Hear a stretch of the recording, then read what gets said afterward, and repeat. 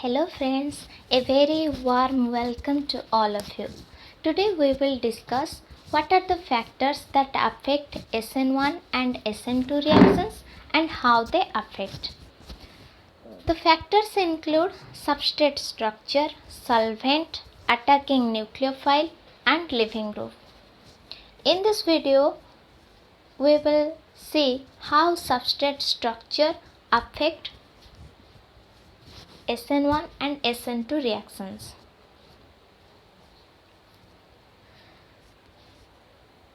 We know SN1 reactions involves two steps. The first step is slow, hence it is the rate determining step.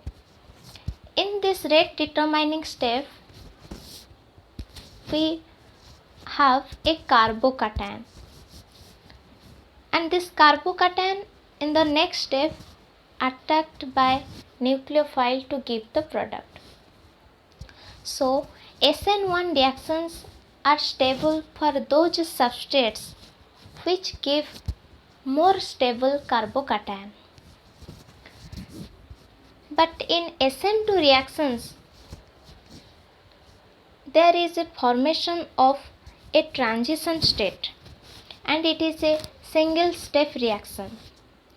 In this transition state, carbon is attached with 5 groups. So this carbon has more electron density around it. So those substrate is favorable for SN2 reactions in which transition state will be more stable. So we have written the decreasing order of reactivity in SN1 reactions and also in SN2 reactions.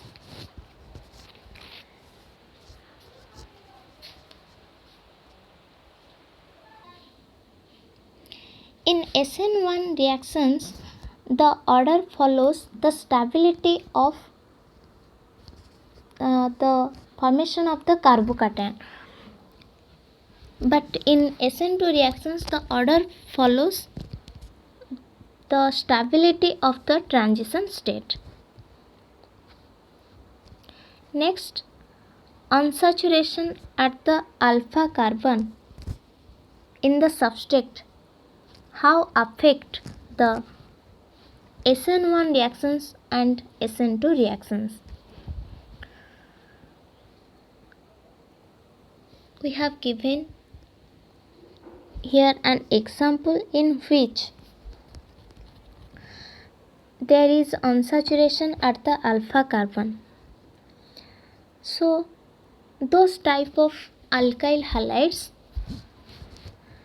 cannot undergo SN1 and SN2 reactions because this lone pair on the halogen atom and the unsaturation at the alpha carbon becomes stabilized by resonance, by which CX bond breaking will be very difficult, as X cannot leave from the carbon atom, so we cannot get the product. So SN1 and SN2 reactions are unfavorable for this kind of substrates. But if the unsaturation present at the beta carbon, it will be highly favorable for SN1 reactions as well as for SN2 reactions, because the unsaturation at the beta carbon is stabilized by resonance, forming stable carbocations. Example, allyl cation and benzyl cation. Allyl cation has two resonating structures and benzyl cation is stabilized by 4 resonating structures. So these are stable carbocations which favors SN1 reactions.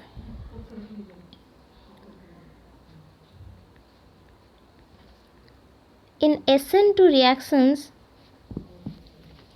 the transition state is also stabilized by these allyl groups and benzyl groups, because the transition state of allyl system, the pi orbital stabilizing the SN2 transition state. So transition state in SN2 reaction is stable because the p orbital, that is partially bonding with both nucleophile and the leaving group, is overlapped with the pi electrons of the double bond. So this conjugation lowers the energy of the transition state and makes the transition state more stable. Similarly, in case of benzyl system, the transition state is stable because the p orbitals, that is partially bonding with both leaving group and nucleophile, overlap with the pi electrons of the ring. So this conjugation stabilizes the transition state by lowering the energy. Another important thing, if the benzyl compound having electron donating group at para position or ortho position, or both para and ortho position, those substrates favor SN1 reactions, because due to the presence of this electron donating group, there is formation of a stable carbocation.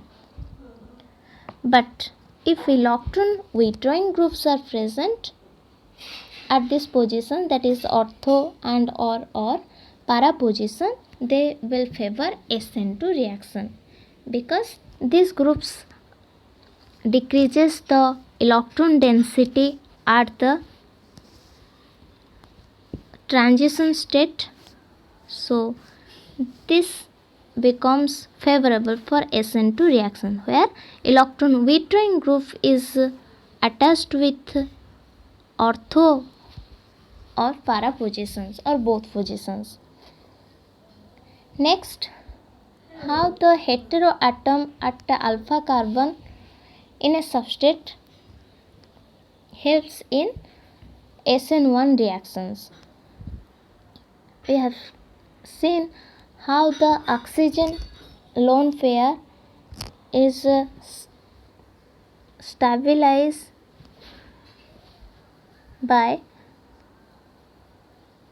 the CH2 plus group and making a double bond between them, and hence it is favorable for SN1 reactions because it stabilizes the carbocation. Next, how the carbonyl group at alpha carbon in alkyl halides favors SN reactions. Mostly it is favorable for SN2 reaction. Stability of carbocation decreases, but stability of transition states increases. So this is favorable for SN2 reactions. You have seen how the transition state in SN2 reactions, where the carbon which is combined with both nucleophile and leaving group is stabilized, p orbitals of the carbon that is combined with leaving group and nucleophile is stabilized by making conjugation with the C double bond O group.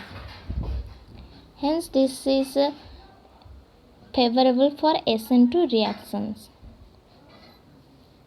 And the last one is SN1 and SN2 reactions at bridge heads are impossible or very slow, because bridge heads are unstable positions, and these are the factors of substrate structure, how they affect SN1 and SN2 reactions. Thank you.